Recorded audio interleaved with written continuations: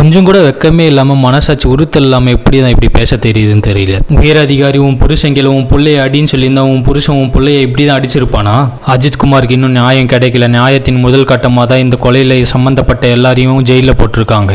1000 பேர் பார்த்தாலும் தாயின் தகப்பம் பார்க்குற மாதிரி வருமானு கேட்குறீங்க உங்க பிள்ளைக்காக. உங்க பிள்ளைக்கு அப்பா ஜெயிலில் இருக்காரு, ஆனா அஜித்குமாருக்கு அப்பாவே கிடையாதுன்னு சொல்றாங்க.